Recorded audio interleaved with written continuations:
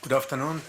We started the big steering board meeting yesterday with a minute of silence, and I would like also to ask you to join in a minute of silence as a sign of respect for all those who lost their lives in the recent terror attacks in Paris, Sinai, Ankara, Sarajevo and other parts of the world.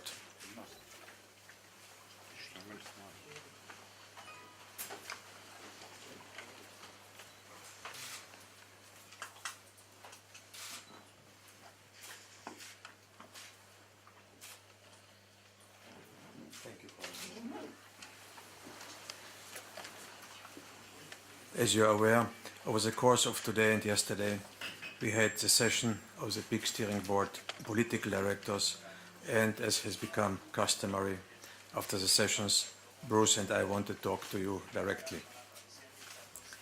The communique has been adopted and you will receive it after this press conference, and you will note that there are two footnotes by the Russian Federation. One concerns the referendum issue and another one the Constitutional Court issue. Otherwise, we have reached consensus on all the questions. This year we are marking the 20th anniversary of the General Framework Agreement for Peace, and the main item on our agenda was the assessment as to how far we have come in its implementation and what lessons have we learned during the process. We can clearly say that the first years of peace implementation, I would say the first 11 years, saw some great achievements by domestic authorities and the international community, working together inside and within the Dayton framework. The Peace Implementation Council Steering Board noted the positive transformation that BIH has undergone since then and urged all the authorities in BIH never to cease their efforts in building a democratic and functional state, operating under the rule of law and in accordance with the Dayton Treaty. It is also fitting today to mention the establishment of the armed forces of Bosnia and Herzegovina exactly 10 years ago. The merging of three armies, which fought one another for 3.5 years, into a single armed forces, which has been participating with distinction in peacekeeping missions around the world, stands out as perhaps the clearest example of a reform that would have been deemed unthinkable in Dayton in 1995, but that became a reality when the domestic stakeholders and the international community came together around a common vision, the vision of Euro-Atlantic integration. Also myself, when I was here ambassador after 1996, I didn't think it would be possible to make out of three armies just one army. And this army is quite successful, as you know. It didn't help only during the flood relief, but also it is very successful in international operations, like in Afghanistan, in East Timor, in Golan and elsewhere. I think there are more than 6 missions around the world. The EU initiative, which the authorities have committed themselves to complete, and the implementation of the ambitious BIH agenda is the way forward. That is what we have discussed this morning with the members of the BIH presidency. Since our last meeting, the country has made some important progress, and the presidency and the state-level authorities have been pivotal in enabling this process. Of course, we now need to see more concrete results. I stress we need to see more concrete results and also a sense of urgency in implementing these results.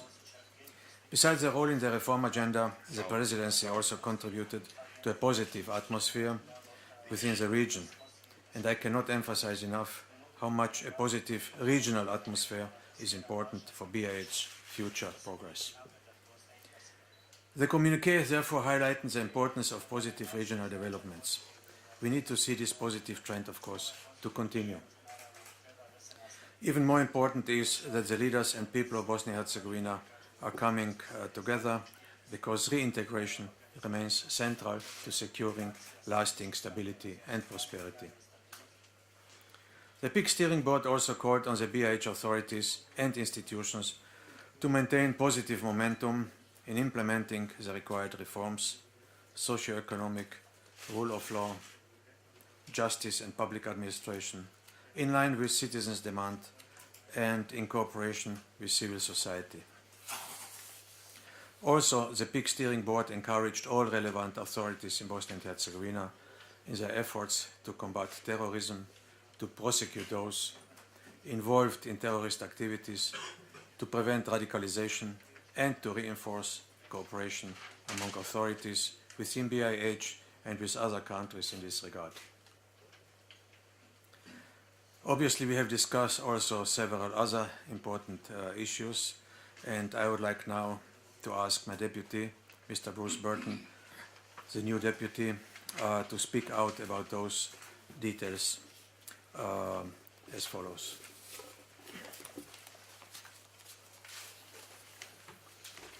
Thank you, High Rep. As you said, the PIC Steering Board discussed several other issues of crucial importance for the present time and certainly for the future of BIH. To begin with, we discussed the referendum initiated by the RSNA on July 15th of this year, both on the authorities and decisions of the state judiciary, as well as the authority of the High Representative. And I'll say, as the final interpreter of the peace agreement, the High Representative has been more than clear on this issue. It is a breach of the Dayton framework, in particular Annexes 4 and Annex 10.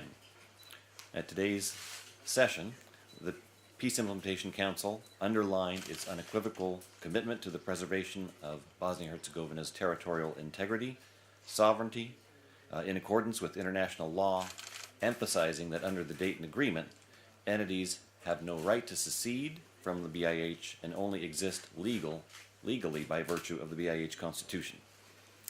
The PIC also called on all competent authorities in this country to make use of the structured dialogue on justice, a very important topic of discussion today, as a more appropriate forum for addressing judicial reform efforts. Over the last couple of days, of course, we have witnessed another challenge aimed at the highest judicial institution of this country, the BIH Constitutional Court. This decision in question about the law on holidays has not yet been officially published as we speak. Therefore, it would not be proper to make any further comment on it other than to say the steering board, the PIC, makes very clear that the requirement under Annex 4 of the peace agreement says that the BIH Constitution, the decisions of the Constitutional Court are final and binding and must be respected. As in any other country, constitutional courts, the Supreme Court in the case of the United States, may come out with verdicts that some parts of society do not like, but they still must be respected and implemented. So I think it's fair to say that the Peace Implementation Council was clear that the BIH Constitutional Court is an integral part of Annex 4 of the GFAP and is key to its implementation. We also discussed the issue of education, an incredibly important sphere where we continue to see basic rights of children abused to the detriment of their futures. We firmly believe that education is of paramount importance for reconciliation and mutual understanding in BIH. After this session of the Peace Implementation Council, one thing remains very clear to all of us, and that is the international community is strongly committed to a stable, secure, and prosperous Bosnia-Herzegovina. We've come a long way over the last 20 years. We will work to do everything we can to assist this country in making decisive progress to advance with its reform agenda, while also ensuring that the peace agreement is fully respected.